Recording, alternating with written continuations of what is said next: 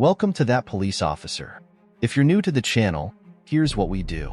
As a police officer, I investigate some of the most unbelievable, cruel, and complex criminal cases, all from a law enforcement perspective. These are the stories that shake communities, challenge investigators, and serve as stark reminders of life's fragility.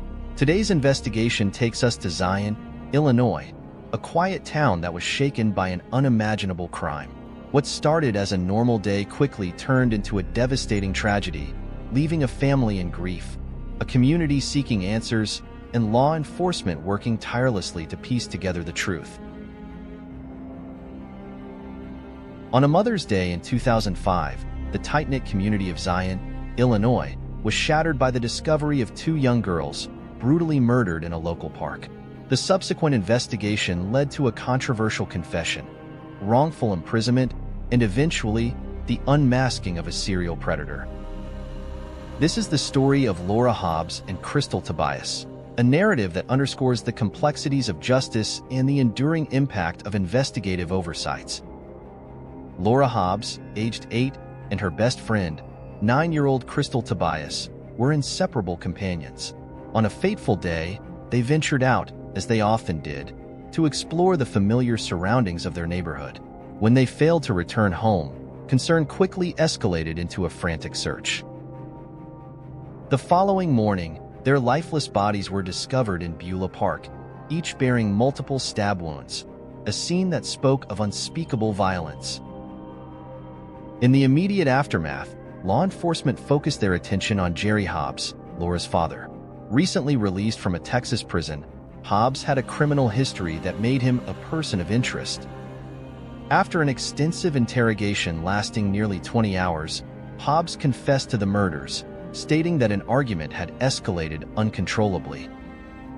This confession became the cornerstone of the prosecution's case, leading to Hobbs being charged and held without bail. However, as the legal process unfolded, significant doubts emerged.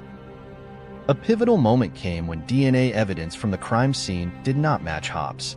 Despite this, he remained incarcerated for 5 years, awaiting trial. It wasn't until 2010 that the charges against him were dropped, and he was released. A man who had lost years of his life to a crime he did not commit. The true perpetrator remained at large until a series of events led investigators to Jorge Avila-Torrez, a former Marine with a disturbing criminal trajectory.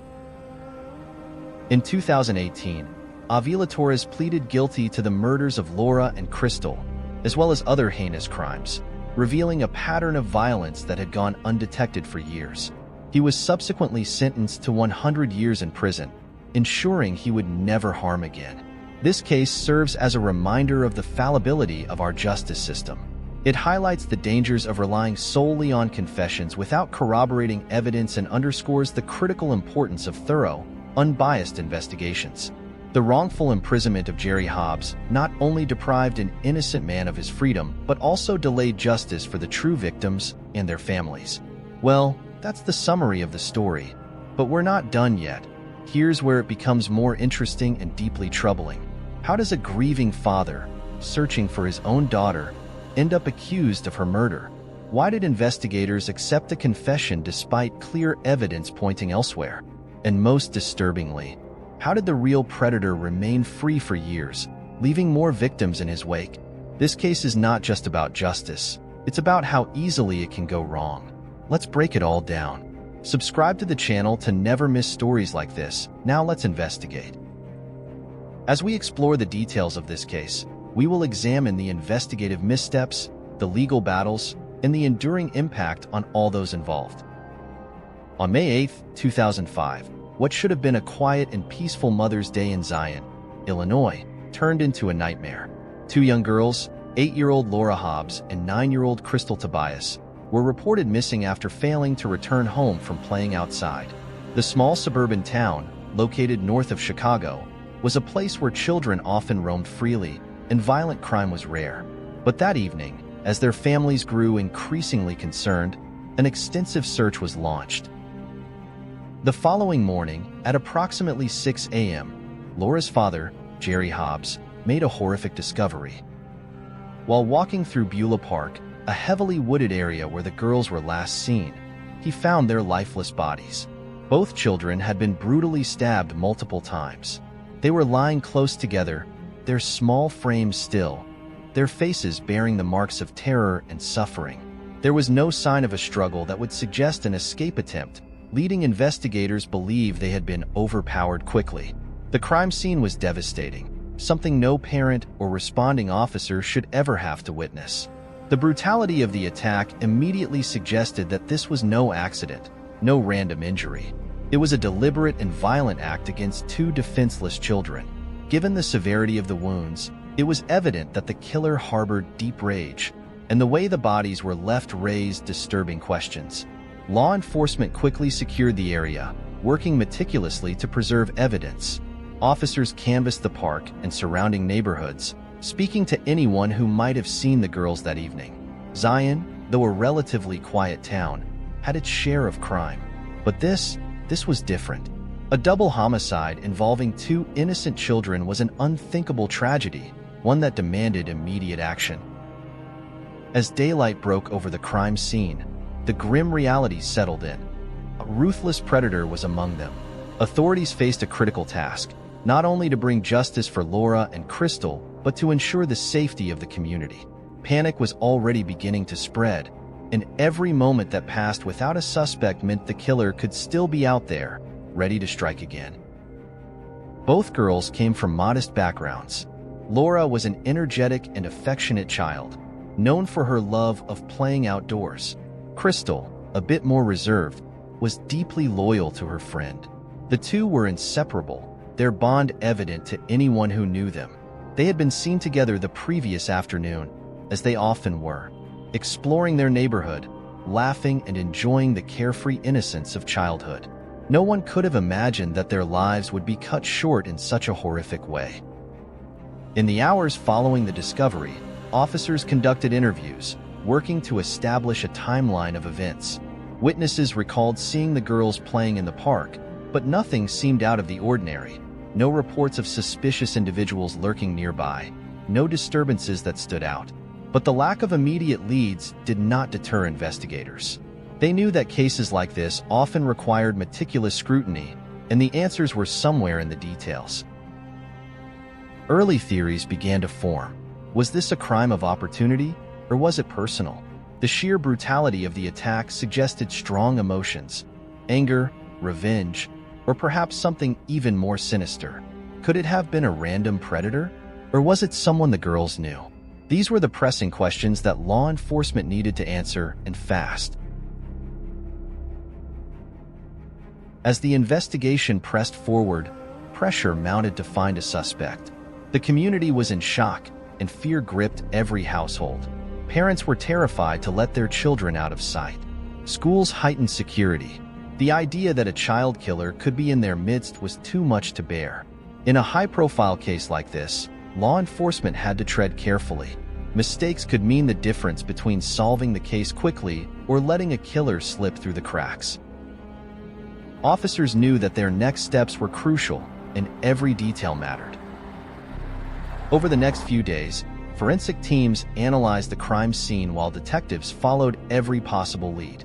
The victims' families were questioned thoroughly, not out of suspicion, but because experience had taught us that, in many cases, those closest to the victims often held the key to unlocking the truth. It wouldn't take long before investigators honed in on a suspect. A confession was made, a narrative began to take shape, and it seemed like justice would be swift.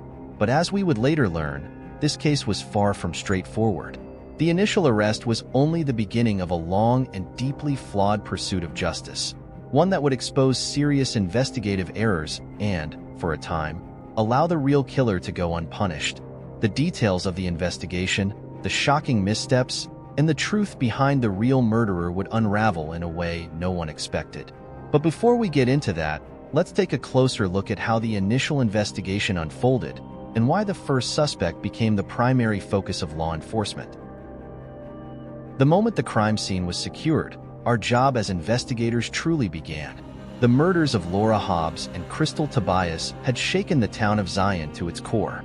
Now, it was up to us to bring justice to the victims and their families. Our first priority was to gather evidence. Every small detail could be crucial. The bodies were carefully examined where they lay in Beulah Park.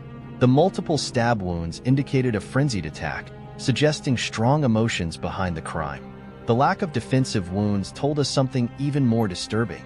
The girls likely didn't see the attack coming, or they knew their killer and didn't feel the need to run. We combed the area for physical evidence. Blood patterns, footprints, and any discarded objects could point us in the right direction. The search extended beyond the park. We needed to determine where the girls had last been seen and whether anyone had witnessed something unusual. Time was of the essence. The first 48 hours in a homicide case are the most critical, and we couldn't afford to miss a single clue. As we processed the scene, officers moved quickly to canvass the neighborhood. Door-to-door interviews were conducted, and local businesses were checked for any surveillance footage. The girls had vanished in broad daylight, meaning someone must have seen something. But the challenge was getting the right information. Witnesses sometimes misremember details, and fear can cloud judgment. Then, a lead emerged. A few locals mentioned seeing Laura's father, Jerry Hobbs, in the area the previous evening. That alone wasn't enough to raise suspicion, but there was something else: his demeanor after discovering the bodies. When we brought him in for questioning, he showed little emotion. He was cooperative, but something felt off. During interrogation, we focused on his timeline. Where had he been the previous night? Did anyone see him after the girls went missing? Hobbs had a criminal record, including violent offenses. His history of aggression made him a person of interest. Then came the moment investigators were waiting for. After hours of intense questioning, Jerry Hobbs confessed. He claimed the murders happened after an argument. His story was chilling. He had been angry with the girls for staying out too late, and in a fit of rage, he had attacked them. He provided details about the crime that seemed to align with what we had found at the scene. At that moment, it seemed like we had our suspect. The case, at least on the surface, looked closed. But something wasn't right. Confessions can be powerful evidence, but they aren't always the full story. I had seen cases before where suspects confessed under pressure, especially after long interrogations.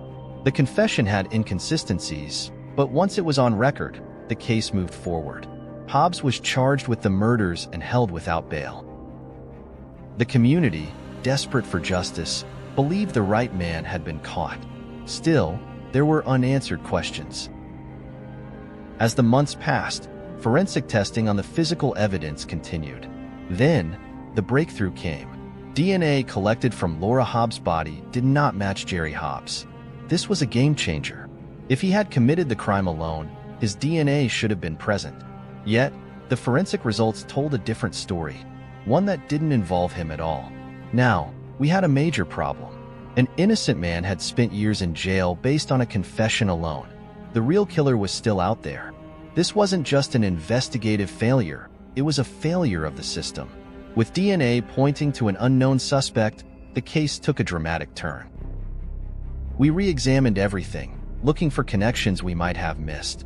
Then, in 2009, an unexpected link surfaced. A former Marine named Jorge Avila-Torrez, already in custody for another crime, had DNA that matched the sample found on Laura's body. This changed everything. Investigators now had proof that Jerry Hobbs was not the killer. The confession had been false, likely given under extreme pressure. Meanwhile, the real murderer had gone unnoticed for years. With this new information, authorities moved quickly to charge Avila-Torrez. He was already on death row for the 2009 murder of Navy Petty Officer Amanda Snell in Virginia, a crime that bore similar signs of violence. The case had come full circle. We had started with an emotional confession, but ended with undeniable forensic evidence. It was a harsh lesson in investigative work. Never rely solely on a confession without corroborating proof. Had we placed more emphasis on the forensics earlier, an innocent man wouldn't have lost 5 years of his life behind bars. This case was far from just another homicide. It was a reminder that justice is fragile. One mistake, one rushed conclusion, and the wrong person can pay the price. And worse, the true predator remains free. With the real suspect identified, the next step was ensuring he never had the chance to harm again. But how had he evaded capture for so long? And what other crimes was he hiding? As we moved deeper into his past, the full extent of his brutality would finally come to light. The wheels of justice move slowly, and in this case, they took far too long to reach the right destination. For 5 years, Jerry Hobbs sat behind bars, accused of a crime he did not commit. His confession had sealed his fate early on, despite a lack of physical evidence tying him to the crime. But with DNA evidence now pointing to Jorge Avila-Torrez, the case took a dramatic turn. In 2010, prosecutors had no choice but to drop all charges against Hobbs. He was released from jail, but freedom didn't erase the damage done. He had lost years of his life, labeled as a child killer, an accusation that carries a heavy burden even after exoneration. For the families of Laura Hobbs and Krystal Tobias, this was another devastating blow. The man they believed had been responsible was now proven innocent, which meant the real killer had been out there all along. With a new suspect identified, authorities worked swiftly to build a case against Jorge Avila-Torrez. At the time, as mentioned earlier, he was already serving a life sentence for the 2009 murder of Navy Petty Officer Amanda Snell. This gave prosecutors a stronger foundation to pursue charges in the Zion murders. But the legal process would not be simple. Avila-Torrez had proven to be a calculating and violent predator. The DNA evidence linking him to the crime scene was undeniable, yet he continued to deny involvement. Prosecutors built their case carefully, ensuring no loopholes could lead to another wrongful conviction. In 2014, Avila-Torrez was formally charged with the murders of Laura Hobbs and Krystal Tobias. By this time, he was already facing the death penalty in Virginia for the murder of Amanda Snell, as well as multiple sexual assault cases. His history of violence made it clear that this wasn't a man who had committed a single act of rage. He was a serial offender who had managed to evade detection for years. The trial proceedings were emotional. The families of both victims sat in the courtroom, reliving the horror of their daughter's final moments. Prosecutors presented the forensic evidence, the DNA match, and the violent nature of Avila-Torrez's past crimes. The sheer brutality of the attack made it clear this was not a random crime. This was the act of a man who took pleasure in harming others. During sentencing, the prosecution painted a picture of a predator with no remorse. The emotional weight in the courtroom was overwhelming. Laura's and Krystal's families had spent years believing justice had been served, only to find out it hadn't. Now, they had to face the true killer, knowing that he had been free while an innocent man suffered in his place. Ultimately, Avila-Torrez was sentenced to 100 years in prison for the murders of Laura and Krystal. Given his previous convictions, this ensured he would never be released. For many, this was the justice they had been waiting for. But no sentence, no matter how long, could bring back what was lost. 2 innocent lives had been stolen, and a man had spent 5 years in prison for a crime he didn't commit. The failures in this case could not be ignored. Law enforcement had relied too heavily on Hobbs' confession without corroborating it with forensic evidence. This mistake delayed justice and allowed a dangerous criminal to continue his crimes. It was a harsh lesson, one that underscored the importance of thorough investigative work. The case of Laura Hobbs and Krystal Tobias serves as both a cautionary tale and a reminder of why the justice system must be precise. A wrongful conviction does not only harm the accused, it lets the real predator remain free. While Avila-Torrez is now behind bars, the question remains: could his other crimes have been prevented if investigators had gotten it right the first time? For the families of the victims, the legal proceedings brought some closure, but the pain never truly fades. No verdict can undo the loss of a child, and no sentence can erase the years of grief and uncertainty they endured. This case will always be remembered, not just for its tragic victims, but for the lessons it forced the justice system to learn. Some cases stay with you long after the investigation is over. This was one of them. The murders of Laura Hobbs and Krystal Tobias weren't just a tragic loss of 2 young lives. They were a sobering reminder of the imperfections in our justice system. An innocent man was imprisoned for years while the true predator remained free, leaving behind more victims in his wake. As investigators, our job is to find the truth. But when mistakes happen, the consequences are devastating. A forced confession, rushed conclusions, and missed evidence cost Jerry Hobbs his freedom and delayed justice for Laura and Krystal. It's a harsh reality in law enforcement. Sometimes, the wrong person pays the price while the real danger goes unnoticed. That's why cases like this force us to reflect on how we conduct investigations. No matter the pressure, no matter how much the public demands an arrest, evidence must come before assumption. For the families, no amount of legal action could bring their daughters back. The pain of losing a child is unimaginable, and to know that justice was delayed only deepens the wound. Their fight for the truth lasted years, and even with the right man now behind bars, the loss remains unbearable. The impact on the community was just as profound. Zion, Illinois, was shaken by this crime, not just because of its brutality, but because it exposed vulnerabilities in the system meant to protect them. Trust in law enforcement wavered, and the case became a painful example of why justice must be thorough, fair, and undeniable. In the end, this case serves as a lesson for law enforcement, for the legal system, and for society. Justice is not just about making an arrest. It's about making the right one. A mistake doesn't just affect the accused. It allows true criminals to continue their crimes. The system failed not only Jerry Hobbs, but also Laura and Krystal. As officers, we carry these lessons forward, knowing that our responsibility is greater than just solving cases. It's ensuring that we get it right. Because in the pursuit of justice, there are no second chances for the victims. This was the story of Laura Hobbs and Krystal Tobias, two young lives taken too soon. A case that tested the limits of our justice system and a reminder of the weight of our duty. Thank you for watching That Police Officer. Stay vigilant, stay informed, and until next time, take care.